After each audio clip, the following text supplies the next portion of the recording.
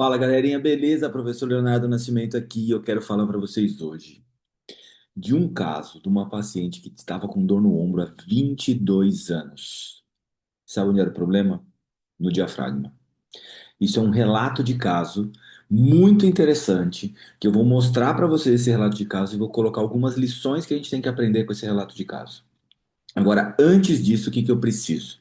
Eu preciso que você se inscreva no canal, ative as notificações e compartilhe esse vídeo naquele grupo de fisioterapeutas, de osteopatas, de quiropatas, para poder fazer uma boa divulgação de conhecimento científico de qualidade, que é o que esse canal se propõe a fazer para você toda semana com um vídeo novo, há mais de não, há mais de 5 anos, há mais de 6 anos já.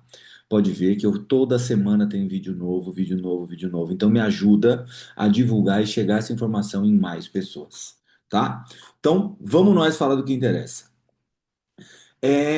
Esse é um caso real de uma mulher de 52 anos que logo após um acidente de carro ela parou de sentir, ela começou a sentir uma dor no ombro esquerdo. Então ela sentiu uma dor no ombro esquerdo depois desse acidente de carro e essa dor foi se cronificando, cronificando.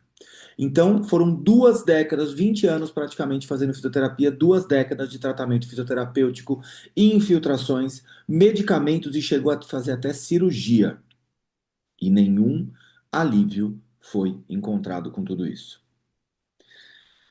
O que que mudou? Somente depois do aparecimento de sintomas gastrointestinais, como náuseas e dor abdominal, foi encaminhada então para uma tomografia do abdômen, inicialmente sem achar que tinha alguma relação com o problema do ombro, tá? Então, foi fazer a tomografia do abdômen, a ressonância na tomografia, e porque ela estava com náusea, com dor abdominal. O exame então revelou tinha uma hérnia diafragmática pós-traumática, provavelmente decorrente de fraturas de costela não diagnosticadas no acidente original. Então, o que que aconteceu? É muito comum acontecer isso, já fica aqui uma primeira lição para vocês. Paciente pós-traumático pode ter linhas de fratura pequenininhas nas costelas, e isso podem gerar herniações diafragmáticas. Foi o que essa paciente encontrou. Ela passou então por uma cirurgia laparoscópica, super simples de se fazer, para correção dessa hérnia. E o mais surpreendente, o que ela achava que não tinha relação nenhuma, aconteceu. A dor no ombro desapareceu imediatamente depois da cirurgia. Ou seja, ela poderia estar sob um efeito placebo da cirurgia, que a gente sabe que dura de 4 a 6 meses, né? Mas ela estava sem dor nenhuma depois da cirurgia. Esse caso foi descrito em 2020 num artigo de King e colaboradores que chama Resolution of Chronic Shoulder Pain After Repair of a Post-Traumatic Diaphragmatic Hernia. A 22-year delay in diagnosis and treatment publicado no periódico Case Reports in Orthopedics. Mas o que que esse caso ensina pra gente? Primeira coisa, se você quiser saber a referência de tudo isso, tá aqui no primeiro comentário fixado do vídeo, tá? Então tem o texto lá do blog Osteopatia Científica, que é o meu blog também, e do Leonardo Diniz. E esse blog também tem o texto completo dessa publicação aqui, mas eu vou explicar no vídeo. Depois você lê o texto e tem lá a referência para você poder buscar o artigo e ler o artigo também, como eu sempre falo. Leia o artigo, não acredita na minha opinião. Vai lá ler o artigo e depois coloca aqui nos comentários o que que você achou. Agora, o que que esse caso ensina pra gente? Primeira coisa, dor referida pode enganar demais a gente. Então, dor irradiada do diafragma, via nervo frênico, ela pode ser interpretada como um problema ortopédico do ombro, que é um erro comum. Então, provavelmente essa paciente tinha alguns testes provocativos positivos no ombro, mas o diagnóstico não foi fechado e o tratamento não foi feito, e o tratamento acabou sendo feito por tentativa e erro. E esse foi o primeiro problema que você tem que entender quando o paciente tem uma dor referida e como que você faz o diagnóstico diferencial dessa dor referida é o mais importante. Outra coisa importante: traumas torácicos sempre exigem atenção. Eu sempre falo isso para os meus alunos. Em todos os cursos, em todas as aulas, eu falo o seguinte: a dor que eu mais tenho medo na minha prática clínica é a dor torácica. A dor que eu mais tenho receio de tratar e de avaliar é a dor torácica. Por quê? Porque a torácica é a região onde eu tenho mais possibilidade de dor referida. Então, por exemplo, 66% das lesões de diafragma pós-trauma passam desapercebidas. especialmente em pacientes com fraturas de costela. Então, é muito comum o paciente, depois de um trauma, ter uma linha de fratura na costela e começar a ter esse mecanismo de dor referida aí. Cuidado com isso. E a dor torácica sempre precisa de atenção.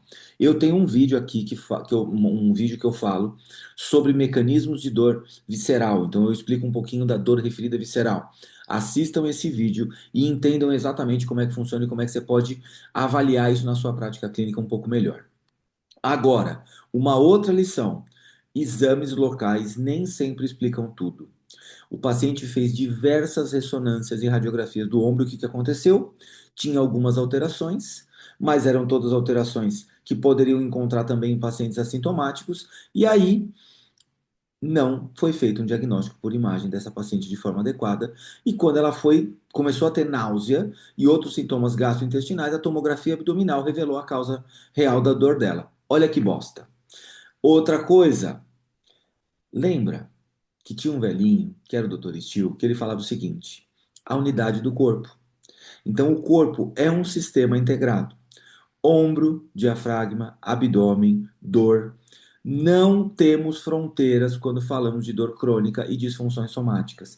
Então, a gente tem um emaranhado de coisas acontecendo nesses pacientes, e especialmente os crônicos, especialmente os pacientes que têm dor há muito tempo, que pode levar a gente para um erro diagnóstico fatal. E o Dr. Steele já falava isso em 1874. Já pensou que loucura isso? Importante. Esse é um caso de alerta para todos os profissionais de saúde e até para você que é paciente. Não trata o que você vê, trate o que está causando o que você vê.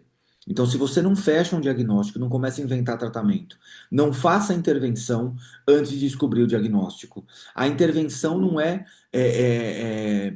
tentativa e erro, tá? Cuidado com isso.